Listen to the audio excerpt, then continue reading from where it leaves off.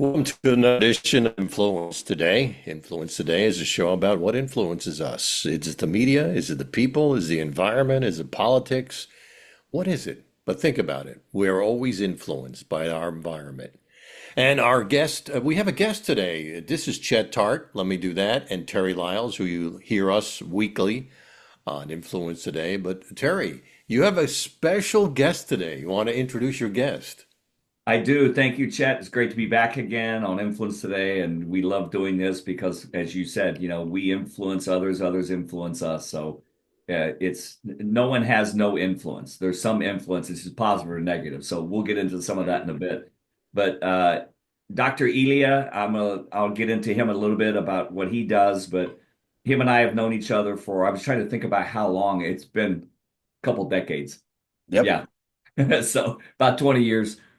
We've done Air Force training together with Space Command. We went to Haiti after the earthquake and were able to and blessed enough to serve there and give food products away and counseling and so forth. So we'll tell little stories about that. And Ilya is a great family man. He's a Greek Olympic champion in swimming multiple times. Just a great competitor. He's been a good friend of mine. He has a PhD in psychology, and he's this happiness doctor guy that we want to talk to because it's holiday time, and we want to get into some of that. He's written two books that I know of. You may be writing another one, but we'll get into some of that. So, Dr. Elia, thank you for being on today, and look forward to the conversation.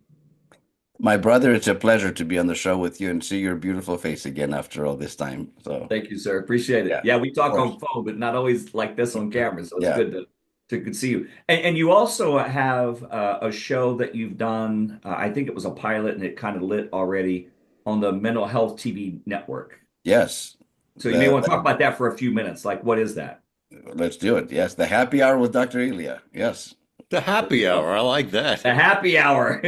He's a happiness doctor, and it's an hour show, I assume. Yeah, but no, truth be told, it's a half an hour or so, but the happy half hour is not quite as sexy, so I'm No, sticking to the happy hour. it's good. Maybe season two will be an hour too, so we'll see. That's we're finishing up season one with an option for season two, which I'm sure is going to get picked up. So maybe it'll expand to an hour. Congratulations. I don't know. We'll Yeah, see. That's congratulations. Thank awesome. you. Thank you very Yeah. much. Yep. So, Chet, it is a great speaker. We've shared stage together. We've trained hundreds and hundreds of people together at high levels, which is really cool. And we traveled and basically spoke to every space command force in the United States. So nuclear So bases. you guys know each other real well, and I'm an outside guy. So Yeah. my first question would be happiness. Yes. Really? I would hire you to help me to be happy? And what inspired you to focus on that? Well, I'm going to go back to my one of my ancestors, the great Greek philosopher Aristotle, who 2,500 years ago said the following. He said, happiness is the whole purpose and meaning of life, the whole aim and end of human existence. Mm. Think about what Aristotle said 2,500 years ago. And to further, talk about that point, I get to speak internationally about happiness and corporate wellness and so on. But before I start my talks, it doesn't matter what country I'm in, I ask the audience the following question, which is this. If you were to ask any parent or grandparent, regardless of nationality, ethnicity, religious affiliation, socioeconomic status, gender, and so on, what would you like for your children? I just want them to be, and then I go like this, Mm-hmm. happy. And that's universal. Yep. Mhm. And the answer comes like this, happy and healthy. So if that's true for our kids and our grandkids, shouldn't it also be true for ourselves? I think it's easier to say that, of course I want my kids to be happy, but how about us? And one of the things that the wonderful Dr. Lyles taught me 20 years ago was the importance of self-care. Because happy people practice self-care consistently. Basically, their self-care is non-negotiable in order to be able to help other people. And when I first met Terry, I was just coming out being a clinical psychologist for 18 years, full practice. Like, I mean, I had a pretty amazing practice. And when I realized that most psychologists, if they last 10 years and they see 20 to 25 patient hours a week, that's considered full time back then. Well, I did it for 18 years and I would see 45 patient hours a week. My wife would say, "You're going to have a heart attack the way," and I'm like, "I can handle." Very arrogant and kind of dumb, actually. I can handle it, and I did, and I was thriving for 16 years. But then the last 2 years, the stress physically tore down my body to the point where I almost exited this mortal life. And I still had kids at home, and the signs were there that I was getting burned out, and I ignored them because I was a knucklehead. And then I get to meet Terry. So when I met Terry, it was right after that when I was had transitioned to being an executive coach and leadership training and development. And I being side by side with Terry, and he's right. We taught every base in the U.S. Space Command from Vandenberg Air Force Base in California all the way to Patrick in Florida and anything in between. And listening to him over and over again about the importance of, especially when you're in a crisis, especially when you're in the trenches, as we say, the Mhm. importance of physically, emotionally, mentally, and spiritually taking care of yourself. Initially, he taught that for first responders, but I took that to say, you know what? It's not only first responders, it's for all of us. And I began to shift, from thinking that, well, self-care is maybe selfish, which I hear that a lot now. And I'm Mhm. like, actually, it's not. It's the best thing you can give for yourself. And isn't it interesting, you guys, that when we're facing a crisis, guess what? The first thing that goes out the window is self-care because we're Mhm. like, well, I don't have time for that. I got to focus on fixing this. And the reality is that when we're in a crisis or a major challenge, we should double down on our self-care in order to be able to successfully overcome that, right? So it's Yes. interesting how human nature shuts that down first versus like, no, I need this the most, the fuel to be able to successfully navigate life's challenges. I think that's so good. And Chet, I mean, Doc and I have talked a lot about what I think, and I hear in my coaching circles, Chet, I'm sure you have as well, is, do I deserve to be happy? I mean, I work hard, I provide for my family, I do what I do, but what if I don't feel deserving to be happy? I hear that a lot. Like people don't, they just think like, I don't deserve to be happy. I don't deserve to self-care. I've got to take care of others first. Talk Why to would that. somebody say that? Why would somebody even say that? I know they Well, do, though. He's right. they do because we just don't. There's people that come from a space of serving other people to the point they deplete themselves. Ilya just gave an example of himself. I've done it. Clinical psychologists are kind of the same animal. Like we want to save the world, we want to help people, and it's like the shoemaker, has no shoes for his own kids kind of thing. And it took me a long time to figure that out. Elia, you just said it took you 18 years. It took me about the same amount of time. I was like, I've got to take care of myself as well, and not that we weren't, but you have to deserve to be healthy, happy, and productive. And that's a Right. choice. Let me ask you about happiness. Is there a different definition of happiness for different people? The reason being I say that because I've met so many different people. When I ask them, I said, so what makes you happy? And the answers are all over the road. For me, I know what makes me happy and excited, and it gives me energy. And when I have that energy, I'm able to walk through walls. Is there different, like when you said, what do you want for your kids? I want them to be happy. Right. But does that mean lots of money? Does that mean travel? Does that mean education? Does that mean successful? That's what I'm asking. What have you come across as the definition of happiness? Yeah. And I think, I mean, yeah, I think Aristotle gave the definition pretty clearly, but I think there's a difference between happiness and pleasure and joy. So I think we need to Mm. differentiate those things. Lots of things are pleasurable and they feel good, but are they long lasting in deep and profound sense of happiness and contentment? No, it's not the same thing. Those are two different things. Um, I think happy people or happy employees, if you want to take it to that, have certain characteristics Yeah, that they that's do what on a I'm looking at. consistent That's what I'm basis. looking for. Yeah, Yeah. that they do. And so self-care is the starter. So we talked about that. And for me personally now at my age, self-care is a non-negotiable. But I also believe that, we're all graduates from the University of Adversity. All of Hmm. us. And the older you get, the higher the degree because you face most adversity in Exactly. life, right? Um, so we all, we hear this phrase, just have an attitude of gratitude, which is cute, it's adorable, and it rhymes, and it's true. And we also know that you cannot be in a grateful state and be depressed physiologically at the same time. That's impossible because when we're in a grateful state, the greatest drug dealer in the world, who's free by the way, starts Yes. releasing those chemicals in our brain, and but so it's easy to be grateful, I guess what I'm saying when things are going well. But can we be grateful in the midst of adversity? Because that's a lot harder to do. And one of my role models is Nelson Mandela.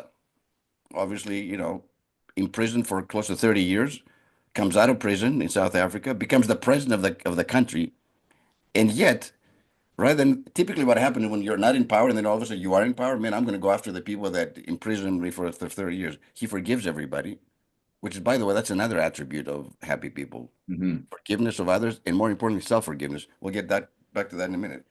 But he said the following, he said, in life, either you win or you learn. Hmm.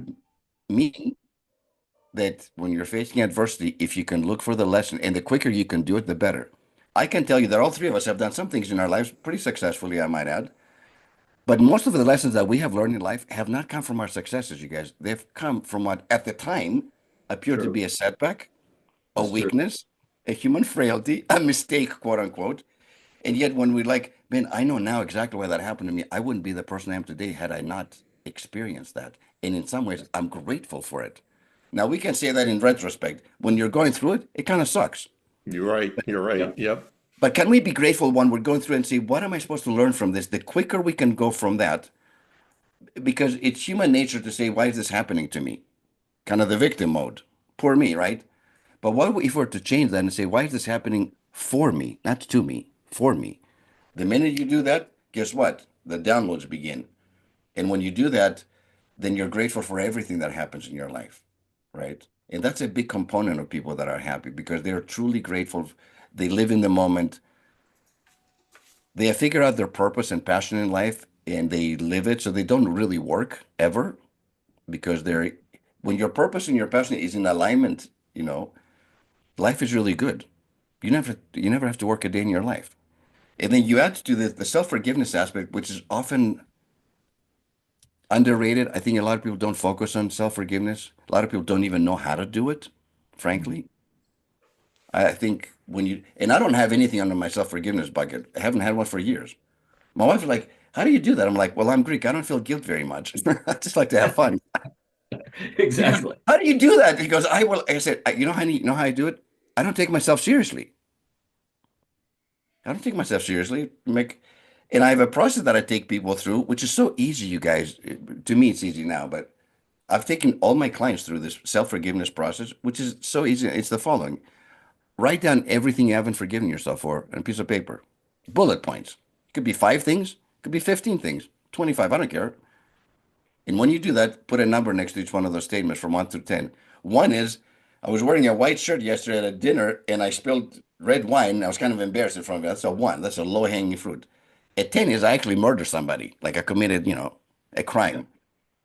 And then we go through this process. And usually we start with the ones, twos, and threes, build some momentum, gain some traction, and then we move on to the bigger things.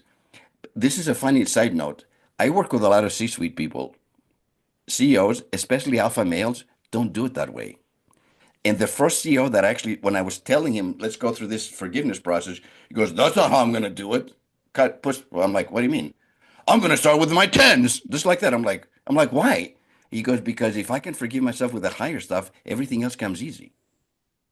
Hmm. Frankly, I don't give a crap which way you go as long as you do the exercise. It doesn't matter to me. I Exactly. just, Do 1 and 5 or 10. I don't care. It's like, what the heck? But I think it makes more sense to start with the low hanging fruit and build some momentum. But whatever works for you, man, it works as long as you do it. That's one Wow. of the tools. I appreciate that. I like when we walk away from these podcasts with tools. Do you have habits or rituals that you like to do on a daily basis to really incorporate this in our blood system? I do. One of them is the physical one, which is I walk. Before the pandemic, I used to walk maybe 3 times a week for an hour, 3 miles per hour, whatever. And I felt like I had to do it because I'm getting older. But when the pandemic hit and the stress levels for me personally, the family, extended family, I had kids all over the country and so on, and clients increased, I realized, Elia, that's not enough. And I changed to going for a daily walk now from 3 times a week to every single day. I never miss. It's a non-negotiable. And now I do it because I want to, not because I have to, which is different. Yeah, that's a And great comment. 50% of the time, I don't take my phone anymore like I used to. I used to always have my phone on. And when I don't take my phone, you guys, I call that my gratitude walk. So it's Hmm. two birds with one stone. I physically get the exercise, but I walk around and I give thanks for everything. The blue skies, the critters are running around. We live in a beautiful area in Colorado, and I'm thankful every single day. So by the time I come back to start my day, my batteries are full, not just physically, but emotionally too. And I don't know if that's called a biohack or whatever, but for me, that's the one thing that's a non-negotiable on a daily basis, no matter what. My gratitude walks. That's good. So you're dealing with C-suite people, Yes, and you're putting these rituals and practices together. yes. What have you seen happen, change for the CEO and the company when they start believing? Because at first they go, "What? I gotta believe No, that." I know. But and I wrote an article for the Thrive Global, Ariana Huffington's years ago called Happy Leaders Equals Happy Teams. Hmm. When I started doing this, this was before like the Forbes and the Harvards and the Gallup and all that studies. So I used to share the idea of happy employees and so on.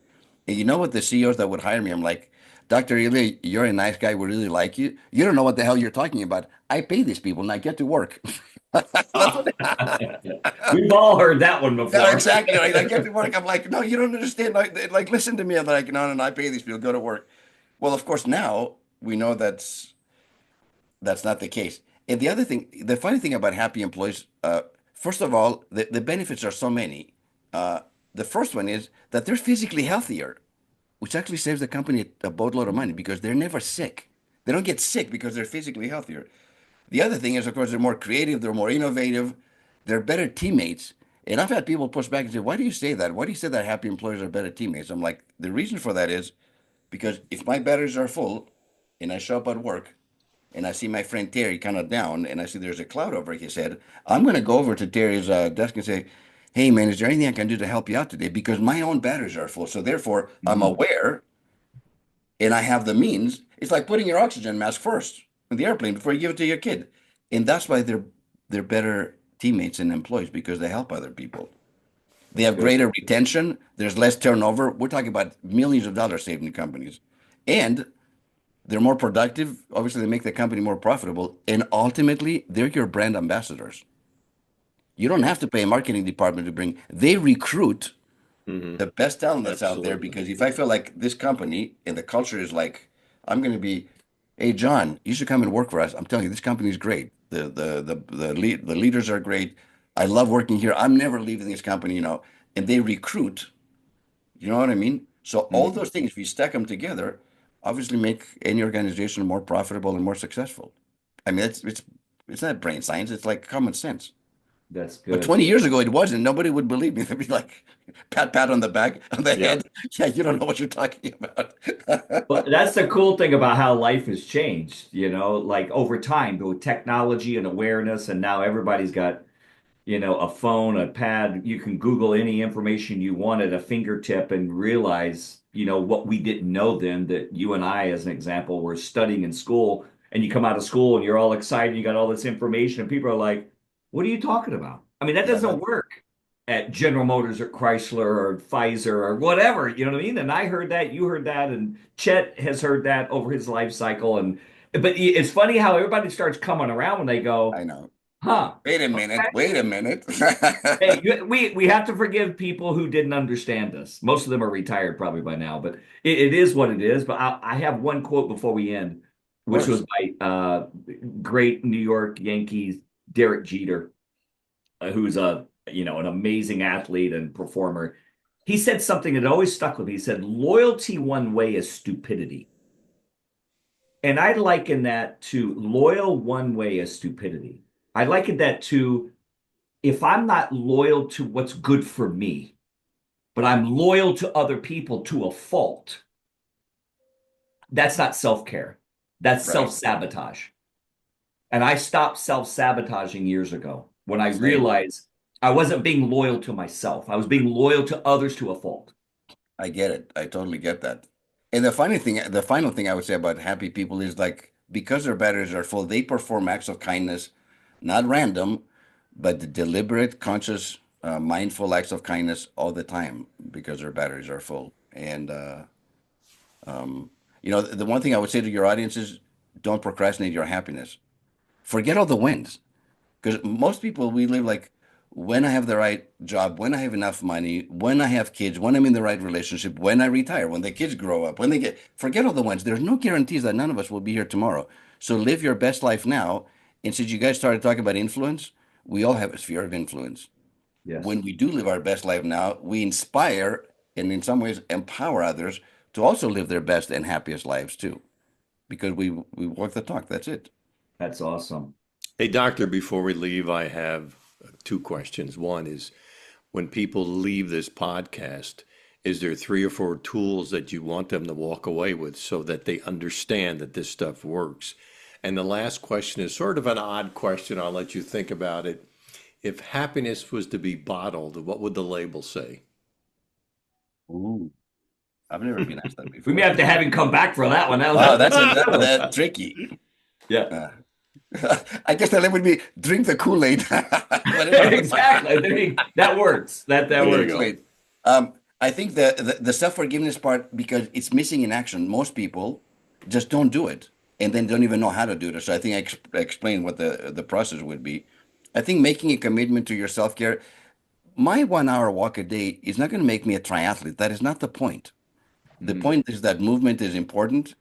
Be mindful of what you eat. And I eat sweets. I'm very, I eat ice cream and all that, but everything in moderation, going back to Aristotle again. You don't have to deprive yourself of that. And then the last thing has to do with relationships. And here's the reason why. Let's say I do all the self care in the world. I practice mindfulness and gratitude, and I've forgiven myself, and I'm kind and I'm loving and so on. But I surround myself with toxic people. Unfortunately, this is going to rob you of your happiness and your health to a large That's degree. powerful. That's powerful. I know. So we can't ignore that part because it's real. And I don't have any toxic people in my life, and I haven't had for years. And people have challenged that. I'm like, they're like, "Are you serious?" I'm like, "I'm serious." Like, well, what if it's a member of your family? I'm like, "Of course it's a member of your family, at least one or two." Exactly. It's what the holidays is for. Yeah, of course. Yeah, and so here's the thing. So they're like, "Well, how did you do that?" I'm like, "Okay, so this is the other process to eliminate any and all toxic people from your life, both personally and professionally. It starts with me. It starts Hmm. with how I show up. So Mhm. since Terry and I have been friends for a long time, I can ask, let's say our relationship, the way if I show up with love, kindness, and respect. So let me ask you, Terry, in our relationship, do I show up with you with love, kindness, and respect for the most part? I'm not perfect, but for the most part, Absolutely. That's why you're on okay. the podcast. That's why that starts because if I'm a jerk, I can't expect Terry to treat me with love, kindness, and respect when I'm toxic and a jerk to him. But if I do show up that way in my relationships, then I have every right to ask Terry, from this point forward, I expect you to also treat me with love, kindness, and respect. Isn't that fair? Mhm. And most people step up. And if you don't, then you're going to be timeout for like 6 months. Right. Or if it's a family member, if it's not a family, it's very easy to cut them off. Say you're out. You're out. I don't have room for toxicity in my life. But it's a family member. The conversation you have with them is first of all, you ask them, "Do I show up this way with love, kindness, and respect?" Assuming they say yes, it's like, listen, I want to have a relationship with you, and I want it to be deep and profound and meaningful. But until that happens, you and I are going to have a very, very superficial relationship. I'm going to text you happy birthday and Merry Christmas and Happy Hanukkah, and that's it. So, do you want to have a deep and profound relationship with me? I do, but it's not going to be this way anymore. Enough of your toxicity. I'm done. And I've done that. And it's not an easy conversation to have the first time you do it, but it gets easier over time. And here's what the beautiful thing is. Most people step up. They just needed to have somebody hold them accountable and show a mirror and say, look, I treat you with love, kindness, and respect. I expect you to do the same with me. Isn't that fair? Who's going to say it's not fair? Right. And when you would do that, now we have the whole package because we have our relationships are healthy and powerful and loving and kind, and we do all the other stuff that we talked about. And if you do those things, you guys, I guarantee you and I promise you will have a very healthy, happy, and fulfilled life. Guaranteed. Thank you, Happiness is a Doctor. choice, but it takes work. Oh, everything takes work, right? Happiness is a choice. Yeah. That is But so it takes true. work, though. There's Yeah. skill sets. Yes. Yeah. Thank you, Doctor, for being on the show today. I appreciate that. And if somebody wants to get in touch with you, they watch your show, your podcast, run down everything they have to do to find you. So LinkedIn, that's the easiest. Elia Gourgouris, that's one. I'll be Dr. doing that Elia. immediately. I'll be doing that immediately. Okay. Yeah, please do. And I would love Yes. to connect with you. DrEliaGourgouris.com is my website. And the television show is on the Mental Health Television Network. So that's mhtn.org. And if you click on that, the homepage, you'll see the happy hour with Dr. Elia. I have amazing guests. And yeah, we're just trying to leave this world better than we found it. What is the TV network again? The Mental Health Television Network. So Mental health. if you go to Okay. mhtn.org, then that's where you'll find it. We're broadcasting over 150 countries, 50 languages, so it's truly a global show, and it's making an impact.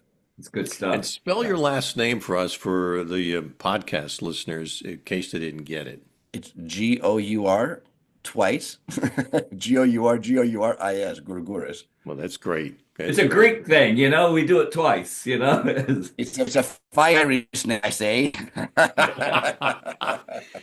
Terry, Good. thank you. How do they get in You're touch with you, welcome. Terry Lyles?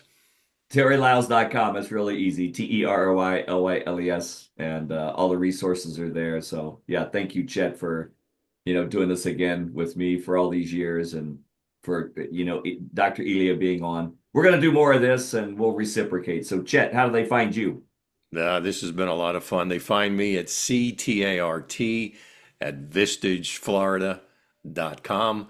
Vistage is an international group of people where we get together with 15 to 18 CEOs all day, once a month, and talk about issues. Imagine having a board of directors just focused on your opportunities, decisions, and challenges. That's what we do. And I'm very passionate about the growth of these guys. It is so much fun to do this. It's not going to work. Hey, thank you for listening. If you enjoyed the show, remember, please share it. Please like it. Please tell others. Please write a blog. Do what you want, but please let us know and share the content. Thanks for another edition of Influence Today.